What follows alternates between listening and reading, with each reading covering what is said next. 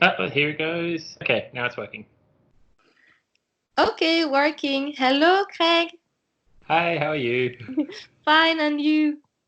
I'm good, thank you. It's a pleasure for me to do this interview with you, although we are very far away from each other right now because you are in Australia. And Hmm. so you are just like me, you study with Serge Augier in the DaXuan school. Hmm. And I wanted to, like I did with Philippe and Jeremy in the interviews, ask you about your path and how you met the tradition and some other questions that we will see after. Oh, So first, if you want to say a few words about you and how did you meet this tradition and mhm. your story. Cool. Okay. I actually have I was introduced to Taoism quite a long time ago. It was 2003. I was just out of high school, 17 years old, and I decided I wanted to do something to keep healthy and just found a random guy in my city, and it turns out he was a teacher of Xinyi Liuhe, Okay. and then he always taught Taoism and Buddhism and Confucianism as part of his classes, and I studied with him for almost 10 years, Okay. and then he closed his school. And so that was in 2012. And I was looking for, because I really liked studying with him. But I can't say I was training a lot, but I wasn't really invested at that time. I constantly stopping to go out partying, early 20s and things like this. Yeah, yeah, exactly. So for about a year and a half, 2 years, I was looking for something to do, and I kept trying lots of different things, and I got into other topics like gymnastics training and acrobatics and stretching and strength and lots of different things. But at some point, I'd heard of Serge from an internet forum, and he's in a book by Alex Cosma. I'd read a Yeah. little passage, Okay. and then I had a few friends who knew people like Darren and things like this, but um, they That, advised that's that fun. Yeah. yeah, Darren Rice. So they advised that Serge at that time wasn't taking new students unless you had a direct link from one of his people, Ah, or you went to see him in person. So I tried sending an email and no response, and I was just a bit lost of what to do. But Serge's blog was online at the time on Blogspot, I think. yeah. Yeah. Yeah, and the articles just kept coming, and they were so super cool, and I just kept clicking the next ones, and I really wanted to do it, but I couldn't find a way to contact him. And then at one point, a little button just appeared on the blog that says distance training now available in English, and I just went, ah, and Click on the button. and the rest is history. And so that was 2014 that I started with Serge. Um, yeah, but coming in with an interesting background, the beginning was very difficult for me at the time. I didn't think so, but I had so many ideas already that it was projecting over the top of it and stopping me taking the training too seriously. And I think it was really when Serge first visited that it really changed. So then I invited Serge to Australia, Ah, and he came and stayed with me for a week, and then it was sold. yeah, great. And then you went into the tradition, really Yeah, yeah. dive in and That was the time because I was doing a lot of other training even after I started with Serge, okay. stretching and my old martial arts and things like this. Of course, yeah. And there's a turning point that I clearly remember. One day I went out and I did a gymnastics class for 2 hours, and I came home and I did some stretching and I did this and that and all these exercises, and it got to the nighttime and I thought, I haven't done my training yet. So I went and did my basic hands and my breathing and things like this, and then I felt like, I've done my training. And that day was so long, but it didn't feel like all the other stuff mattered. And that was and at the end of the day, I said, wow, that was the first time I felt like training Serge's, the DaXuan material was my training, and the other stuff was something on the side. And it was very clear. It was just like someone turned a switch and it changed after one day. Now, from now, and then you stopped the other training to make a full room for DaXuan tradition. It took some time. I put a lot of stuff down, but I still had bits and pieces. And over the years, I realized, okay, DaXuan can also handle that. And and then I learned some more. And okay, DaXuan can also handle that. So it was like I was filling in the gaps of things I didn't know we could do in the school until I realized the school could do it all. And then there's no point keeping the other stuff. It was still quite confused because trying to merge the other stuff with the DaXuan, it didn't work so well. Yeah, it does. And as you know, our school, everything works together so seamlessly and easily that what's the point in mixing other stuff in? It covers everything. Yeah, in fact, it covers everything. So something else, it's not in harmony of the global harmony inside the DaXuan. Yeah, I understand. Very interesting. And I ask every time this question about the benefits for you of practicing every day. The fact that you practice every day, what can you say about the benefits of practicing every day? Coming from a background having trained I think still now, I think it was a very legitimate and very exceptional style of Chinese martial arts, but I didn't practice every day. And so the grounding didn't appear, the union didn't appear, all the basic qualities, even after 10 years, didn't appear. And even though I was doing a lot of training, some of the training sessions were 3 hours long, multiple times per week, but without the daily thing, it didn't go. And so my experience was, as soon as I started daily training, even though I was training less, the results were more. And that was the first interesting thing for me. Now, after 6 years with never missing a day, or 5 years or so, the willpower that comes from daily training, it's incredible. You can do anything because you just put your mind to it and you'll do it that day. The willpower, yeah, very interesting. And the fact that you train the three aspects, the body, mind, and the breathing, how did you experience the fact that you train the three, the benefits you can find in this to share with people? Yeah, I was really in the physical with my old training, and not in the physical in the way we like in DaXuan. It's lots of tension to make power, whereas we like to relax to make power. It's very different. And so it took me a little while, but even when I first got into it, I was mostly only in the physical. And then at some point I decided I needed to do what Serge was suggesting and added the breathing in. And I challenged myself to do 300 days of breathing every day, as well as my physical training. And at the end of that, I was like, wow, that's really different. And then this is about when Serge visited, and he gave me the mind training when he visited. And then, as soon as I added that in, and you learn how to focus properly, and you can do your other training much better with more clarity and better intention. And then it becomes really apparent very quick that each part, when they're all done together, the result is more than the sum is more than the parts. The whole. Yeah, I understand. So, I forgot what the phrase is, but just to do mind training or just to do qigong or breathing training or just to do the body, it's not the same when the other parts are there. There's something more that happens that it's a bit hard to put words on, but the parts kind of nourishes other parts, and if you don't do the others, you hit a limit. Exactly. Well, when you train the three, you can upgrade even without knowing it. Nourish each other. Yes. It doesn't. You don't know why it's better.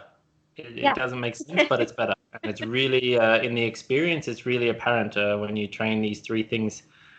I've been teaching people things for a long time, more than 10 years, and I've taught workshops all around the world on lots of topics, even before DaXuan. And one thing that's really incredible is often I run into people who have a meditation practice, Okay. And it started as a breathing and focus together, like a Buddhist style or just a popular style of using an app.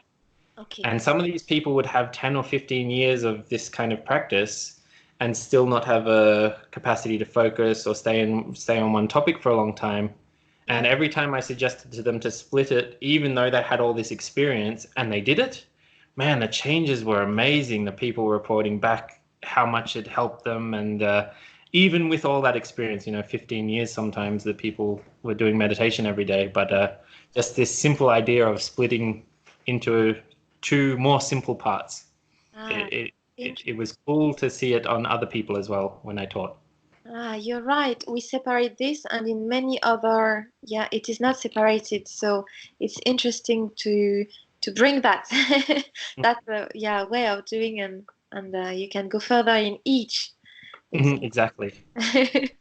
And as we are in a period very special right now, would you have something you want to share for people, maybe to help people if they wanted to practice, give them some kind of motivation or encouragement to feel calmer in this period, who are very agitated, which is very agitated? The one thing, and I've been talking on this topic a lot recently with my students because it's a big topic, and the limits of the individual are really confused at the moment.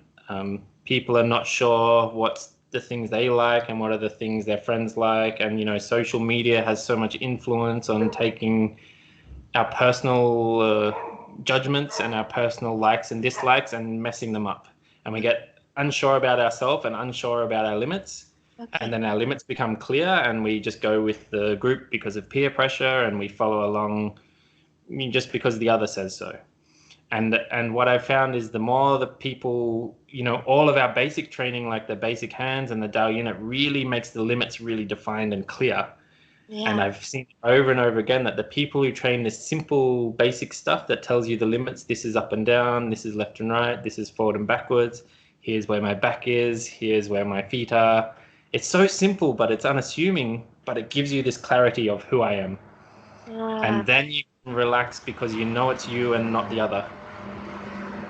And so I'm forever trying to bring people back down to the simple because it helps so much. And one of my students the other day, she's got a really natural capacity to expand. Wonderful, because it gives her some empathy for other people and things like this.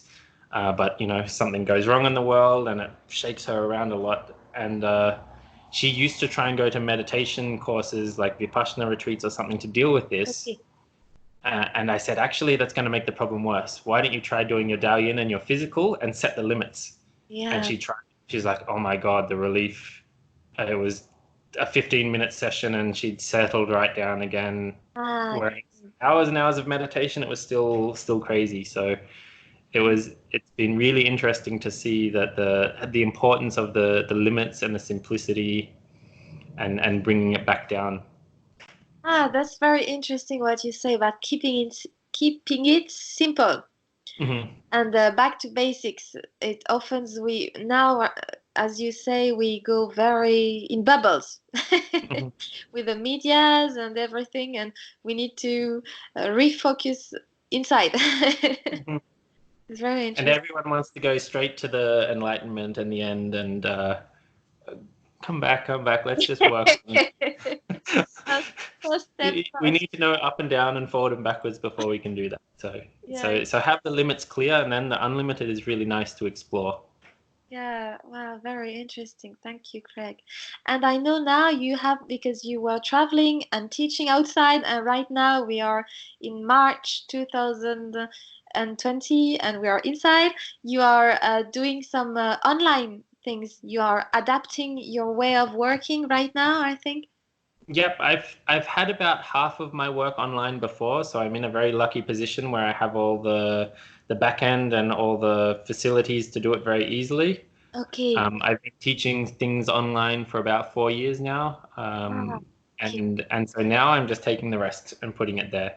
Yeah. And so I've decided to run the workshops I used to do over a weekend. I'm instead going to run them as an online course that run for a number of weeks. Okay. And I was thinking about it, and it's really interesting because in a workshop, normally you get told about a topic, you get 10 minutes to try it, and then it's on to the next thing and on to the next thing, and there's a lot of stuff. Yeah. And people have a hard time taking that home and practicing on their own. Yeah. With the online thing, it's interesting because I can actually do the first topic and then say, here's a week, go train. Then That's great. come back and as the next topic, here's a week, go train. So they can actually, the people who try the course, instead of just getting a lot of information, but they haven't tried it so much, they then get a chance to test it and see if they really like it before the next bit of information comes. And so I'm hoping that people will get a better taste of what we do, because as you know, there's so much to it and it's hard to put in one day, in a weekend and things like this. So I really hope the online format where we can go for some weeks can help people really understand it in a deeper way. And doing it. Because sometimes you go 2 days for a seminar, and then if you don't do it afterwards, no results. But if you do it, make them do it, then they will have their own results, and you can only trust your own experience. Yes. And, so it's very interesting how this situation can make people do things else. How do you say that? Way. Another way, yes, another way, and then some other things can show up and appear that are very interesting too. New way of doing things. This is one of the times very difficult, of course, and many people are going to struggle a lot. But as many bad things and criticisms as you can make of the modern global Western culture, one of the things we're really wonderful at is innovating when the times are difficult. And so I'm curious to see what the pressure of the time will bring out.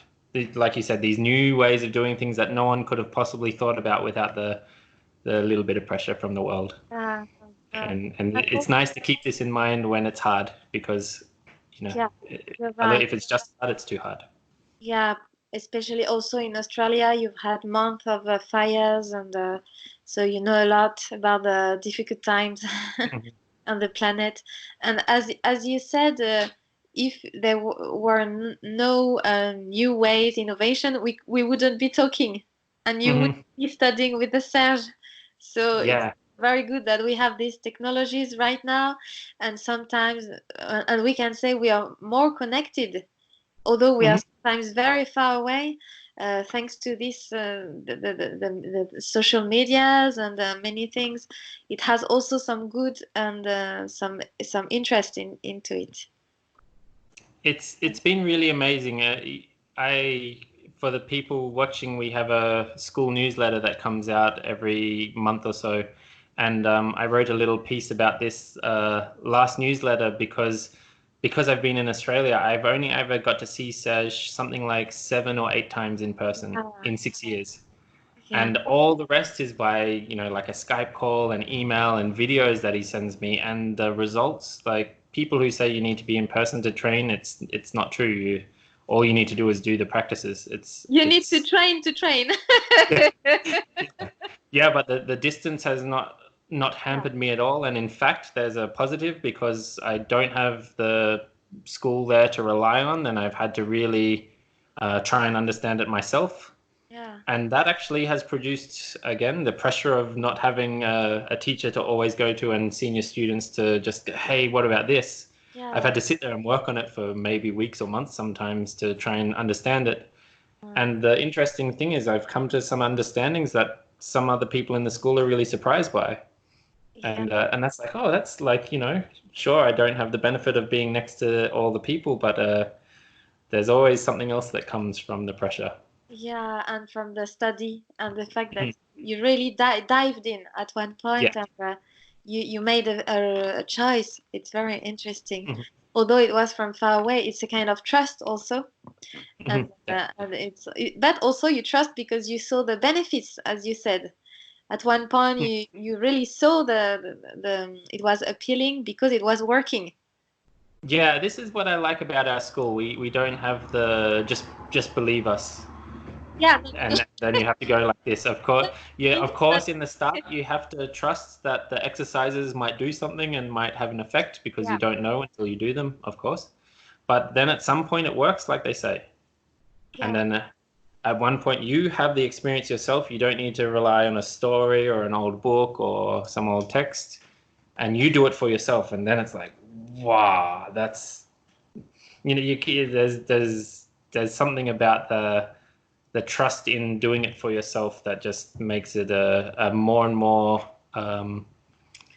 like a wonderful relationship that's built on trust between you and the school and you and the teachings and you and the teacher, just because it constantly tells you I'm working by the fact that it works. Yeah, it works. And you can't lie to yourself. Once you have seen the reality that it's working, you can't do, oh no, it's not working. No, it's so obvious. So you have to say, or maybe I don't do it, but it's working. Or maybe I choose something else, but you have this evidence, this yeah, it's obvious. So and then if you choose, then it nourishes itself because you know it works. So you have no fear anymore that maybe this might not work, might not be complete. As you said, we have this. It's a tradition that is whole and complete. Yeah, it's very interesting the way you see it. I like to share, and I'm very happy to do these interviews because the different people and they share different things and their own path, and it's very interesting. Yeah, I'm very happy, and this is also thanks to this period because people are home. So I will happily be doing some interview these weeks and these days because people are more free at home to do the interviews. Yeah, it's I mean, there's always you can always find something nice about even the hardest periods. Yeah, that's always I wouldn't mind making a comment, just what you said before about knowing for yourself that it works. yeah, of course. Just reminded because just before this, I was on a Skype call with one of my students, and he had a small period where he stopped training for the first time in 4 years. Okay. And he said, for the first time, I understood myself that it works because when I stopped, things went bad, the mind went confused. And then he started again, not because I said or because Serge said or because anyone else said, but because he wanted to do it. And that was a nice moment for him. Ah, the origin of the why do I practice changed. Yeah. Yeah. It's kind of a change of a perspective, and then it more strength into Exactly. the will to practice. And now it's his choice. Now it's he's doing it because he's trying to impress me or someone else. Yeah, of course. For him. I did I did it, and I did it well. The good student attitude, like we have a good, a good. How do you call that? A, B, C. You know, you have an A on your Yeah. your exam. The good, Kind of, good report card. You have to start for Serge always says you never start for the good reason, but you have to start for a reason, and then the reason changes. But that's very interesting that this moment that you said that finally you do it for yourself, because at the end you only do it for you finally you do it for yourself. Path on your life. Wow, thank you so much, Craig. Did you want to add something? No, I just I've really enjoyed this talk, and I'm so happy to be here, and I'm glad that you're doing these interviews to get this out to the world, and yeah, I really hope it continues. Thank you for accepting, and I will be translating French English because people, I think the French speaking people will say, I don't understand what Craig said. And as you said, the people in French, it will be nice if the people in English can get it too.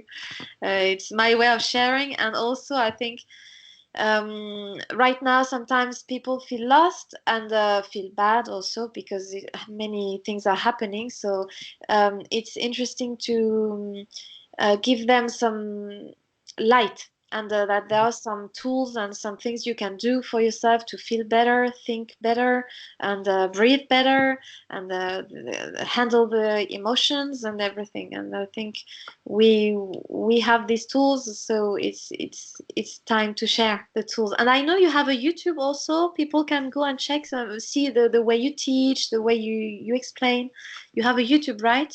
Yes, so I have a website with all links to everything that I do. It's just my name is craigmallett.com. Okay, great. The YouTube, it's a little bit mixed because it's still got some of the old material before I stopped teaching DaXuan. So I'm in the process of cleaning it and clarifying it and making that clear. But yeah, there's plenty of stuff on my website. I've got my own newsletter which just talks about the things I'm doing. The Qigong course is starting on the 6th of April. So if anyone watching wants to get onto that, I think it'll be a really nice introduction to the way we practice. And the DaXuan family Qigong, as you know, is just amazing. Yeah. And so just contact me directly if you want to join on that. Yeah, you have many things, and also you have Facebook and Instagram, so we can follow you and your work. And I find the YouTube is interesting because you have some video that we can see the way you explain, the way you teach. It's very interesting. Maybe check just sometimes we need this a little video, or just as we did today, to see the person. How the person is and how she smiles, because we need to trust someone first to start. Exactly. I find it interesting with the little videos. So thank you for all that, Craig. And thank you so much. Hope to see you soon after. Yes. I was meant to be in Paris at the end of the year for the December seminar, but it's a mystery. Into the unknown. Yeah. Take care and yeah, good practice. Bye bye. Thank you so much. Bye. Bye, Craig.